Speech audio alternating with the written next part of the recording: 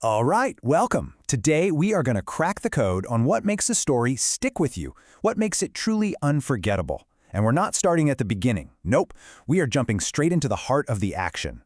The final 9 story beats that take a plot from pretty good to absolutely great. You ready for this? Let's dive in. You know, it's a question that every single reader, every writer asks themselves. And here's the thing. More often than not, the secret isn't just some clever idea. It's the structure underneath it all, that blueprint that guides the hero's journey, and our emotions as we follow along. And that is exactly what we are mapping out today. So here's our game plan. We're going to kick things off right in the middle of Act 2, then hit that all-important midpoint. From there, we'll navigate the rising tension as the bad guys close in, survive the story's absolute darkest moment, and then we get to witness the hero's amazing transformation in the finale. By the end, you'll have the blueprint for your own story. Okay, so picture this. Our hero is in Act 2.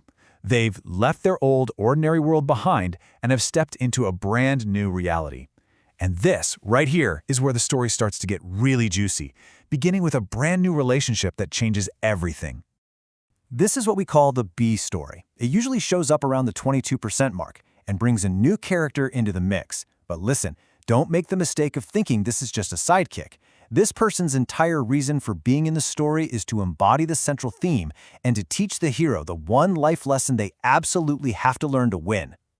And this quote-unquote helper can actually take any form, which is what makes it so interesting. It could be the classic love interest, sure, or a wise old mentor, but it could just as easily be a rival, or even a nemesis. What really matters is the dynamic between them and the hero. That relationship becomes the engine that drives the whole story's theme forward.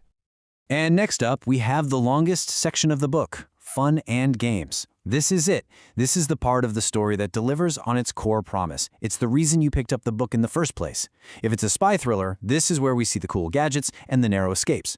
If it's a rom-com, this is all the witty banter and the hilariously awkward first dates. We get to see the hero trying to get what they want in this new world and either totally thriving or, well, completely floundering. Now, this fun and games section isn't just a bunch of random scenes. Oh no, it's all building towards one of the single most important moments in the entire story, the midpoint. And believe me, this is the true point of no return. Right at that 50% mark, smack in the middle, the fun and games section culminates in the midpoint. It's this massive turning point that comes in one of 2 flavors. You either get a false victory, where the hero thinks they've won, or a false defeat, where it looks like everything is lost. Either way, something huge happens that just cranks the stakes up to a whole new level. Okay, so let's break this down because this is really cool. It's like 2 sides of the same coin. If your hero's been doing pretty well, the false victory gives them what they thought they wanted, only to reveal a much bigger problem lurking underneath. But if they've been struggling, the false defeat just strips everything away, only to present a totally new, unexpected path forward. See? Both outcomes force the hero into a brand new direction. So, what happens after a massive turning point like that? Well, the whole momentum of the story shifts. The pressure starts to build, and the antagonists, both the ones outside and the ones inside our hero, they start to tighten their grip. And this brings us to the bad guys' close-in beat. From that midpoint, right up until about the 75% mark, all the forces working against the hero just intensify. And we're not just talking about the villain getting more aggressive. This is also when the hero's own deep-rooted flaws, their internal bad guys, start bubbling up to the surface and causing some serious problems. Now, the hero's path here depends completely on what happened at the midpoint. If they had that false victory, everything suddenly starts to fall apart. But if they suffered a false defeat, things might actually seem to be looking up for a little while. But regardless of which path they're on, the key thing here is that the hero is now chasing a new goal, and their internal struggles are becoming every bit as dangerous as the external ones.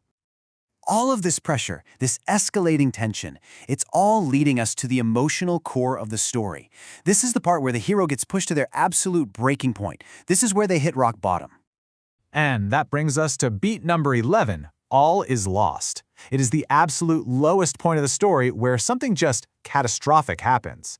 The source material calls this the whiff of death, and for a very good reason. Something has to die here. A relationship, a lifelong dream, a mentor, or, most importantly, the old version of the hero themselves. This is the death of who they used to be. Right after that disaster comes the dark night of the soul.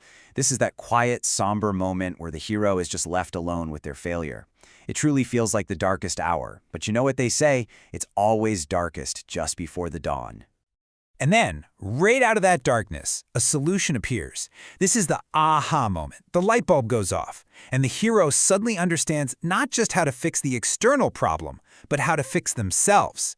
This is their rebirth, and it's the jolt of energy that catapults them into the final act. So, armed with this brand new knowledge, we finally enter Act 3. But here's the catch. Just having a realization isn't enough. Not even close. Now, the hero has to put it into practice. They have to prove, through their actions, that they have genuinely transformed.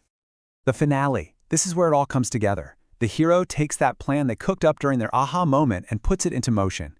This is the climax. This is where they confront the bad guys, finally overcome their own internal flaws, and resolve the central conflict of the story once and for all. A truly satisfying finale has to check all these boxes. The hero has to use their new understanding to defeat the villains and conquer their own personal demons.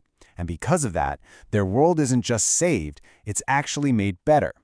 That, right there, is the ultimate payoff for the reader. And it all comes down to this, the final image. This final beat absolutely must be a mirror image of how the story opened. It's the final snapshot, right? It's the after picture to the stories before, and it visually proves without a shadow of a doubt that the hero and their world have changed for the better. Their transformation is now 100% complete. So there you have it. Those are the final 9 beats that form the powerful backbone of pretty much every successful story you've ever loved. And remember, this isn't some rigid paint-by-numbers formula.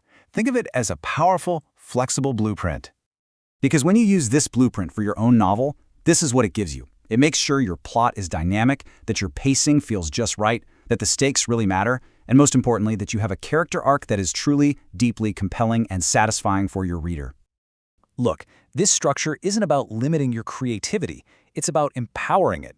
It gives you the tools you need to build a story that really resonates with people. So the only question left to ask is, what story will you build with this blueprint? I, for one, can't wait to see it.